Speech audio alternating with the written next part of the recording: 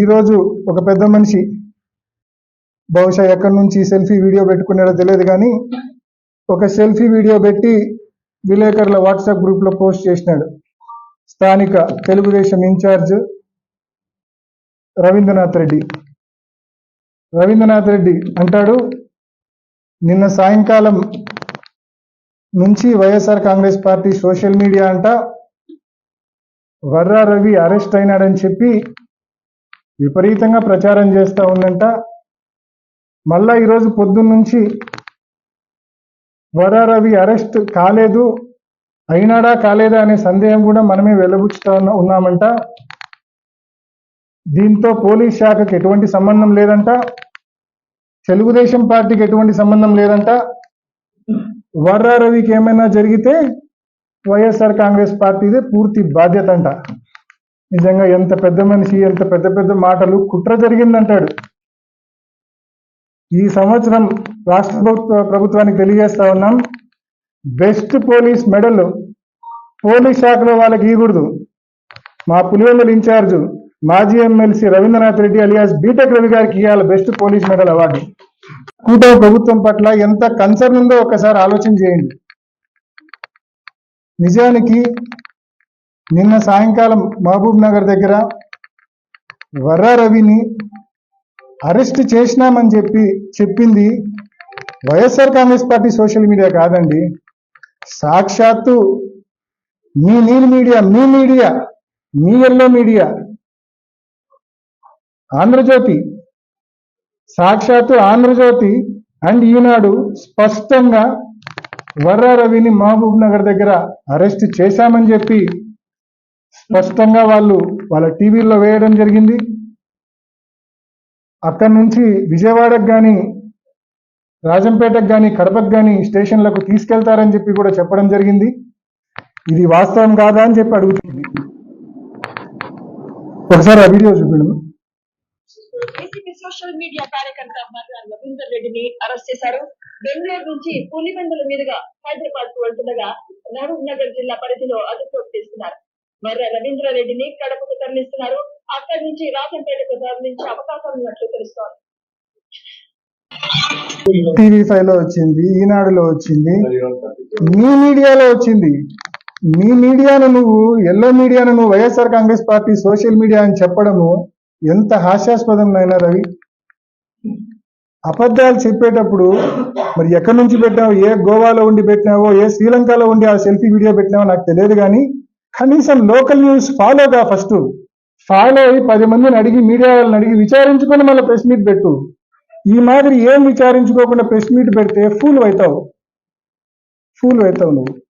కాబట్టి వాస్తవాలు గుర్తెరిగి, వాస్తవాలు తెలుసుకొని మాట్లాడు. నిజానికి నిన్న సాయంకాలం అరెస్ట్ చేసినారు, 24 గంటలు కావస్తా ఉంది. పోలీస్ వాళ్ళు మరి నిన్న రాత్రంతా డిటిసిలో పెట్టారు. వర్రా రవిని విపరీతంగా వేధించారు. డిఐజీ గారు కావచ్చు, అన్నమయ్య జిల్లా ఎస్పీ గారు కావచ్చు, పూర్తిగా డిటిసిలోనే, కర్నూలు జిల్లా డిటిసిలోనే ఉండి విపరీతంగా ఈ వర్రా రవిని వేధింపులు గురి చేస్తా ఉన్నారు. తప్పుడు కన్ఫెషన్లు తీసుకోవాలని, తద్వారా వైఎస్ఆర్ కాంగ్రెస్ పార్టీ నాయకుల మీద, కార్యకర్తల మీద తప్పుడు కేసులు బనాయించాలని చెప్పి విపరీతంగా వర్రా రవిని వేధిస్తా ఉన్నారు. 3rd డిగ్రీ మెథడ్స్ ఫాలో అవుతా ఉన్నారు. మీరు చేసేది తప్పు. ఇప్పటికైనా మీరు చేసిన తప్పు సీసీ ఫుటేజెస్ ద్వారా ఈజీగా బయటకు వస్తుంది. చాలా పెద్ద కుట్ర పన్నుతా ఉన్నారు. ముందు రిమాండ్కు పెట్టండి, లేదా తన దగ్గర ఏమైనా కన్ఫెషన్ తీసుకొని తను పంపించండి. ఏదైనా చట్ట ప్రకారం నడుచుకోండి అని చెప్పి పోలీసు వారికి మనవి చేస్తా ఉన్నాం. ముఖ్యంగా ఈ కేసును పూర్తిగా సర్వం తానే పర్యవేక్షిస్తున్న డిఐజీ,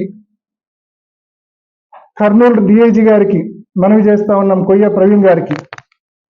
మరి డిఐజీ గారు, అదేవిధంగా అన్నమయ్య జిల్లా ఎస్పీ గారు, వీళ్ళిద్దరికి కూడా మనవి చేస్తా ఉన్నాం, చట్ట ప్రకారం నడుచుకోండి దయచేసి.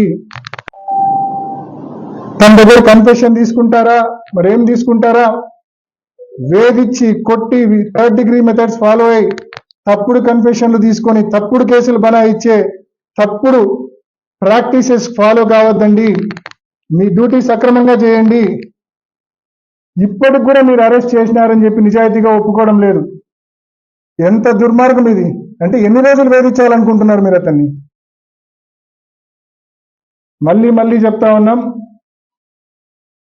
చట్ట ప్రకారం అతన్ని అరెస్ట్ మరి కోర్టుకు రిమాండ్కి పెట్టమని, లేకుంటే అతని దగ్గర స్టేట్మెంట్స్ తీసుకుని అతని ఇంటికి పంపించమని పోలీస్ శాఖను మనవి చేస్తూ, అదేవిధంగా వైఎస్ఆర్ కాంగ్రెస్ పార్టీ నాయకుల విషయంలో, కార్యకర్తల విషయంలో మీరు అవలంబిస్తా ఉన్న ఈ వైఖరి, ఈ పద్ధతి మార్చుకోమని చెప్పి కూడా హితవు పలుకుతూ, రాత్రిపూట ఇళ్ల మీద పడి ఈ మాదిరి దాడి చేసి కార్యకర్తలను, నాయకులను, వారి కుటుంబ సభ్యులను భయభ్రాంతులకు గురి చేస్తామంటే ఎవ్వరం కూడా చూస్తూ ఊరుకోం. కోర్టులను అప్రోచ్ అవుతాం, న్యాయస్థానాలను అప్రోచ్ అవుతాం, తగిన శాస్తి జరిగే విధంగా గట్టి చర్యలు తీసుకుంటామని చెప్పి కూడా తెలియజేస్తూ, పోలీసుల చర్యల పట్ల కూటమి ప్రభుత్వం తీసుకుంటున్న ఈ కఠిన తప్పుడు చర్యల వల్ల ఏ ఒక్క వైఎస్ఆర్ కాంగ్రెస్ పార్టీ కార్యకర్త, నాయకుడు కూడా భయపడవద్దండి. ఎల్లకాలం ఇది నిలబడదు. గట్టిగా వీరి అక్రమాలు, వీరి అన్యాయాలు గట్టిగా ఫేస్ చేద్దాం. ఎంత దూరమైనా పోరాడదాం. న్యాయస్థానాలను అప్రోచ్ చేద్దాం. న్యాయాన్ని నిలబెడదాం. ఖచ్చితంగా గుర్తుపెట్టుకొని భవిష్యత్తులో అందరికి కూడా తగిన శాస్తి న్యాయస్థానాల ద్వారా జరిగే విధంగా కూడా రాబోయే రోజుల్లో చర్యలు తీసుకుందామని చెప్పి కూడా ప్రతి ఒక్కరికి కూడా మనవి చేస్తూ, మరి మరొకసారి పోలీస్ శాఖను చట్ట ప్రకారం పొమ్మని చెప్పి మనవి చేస్తూ ముగిస్తున్నా.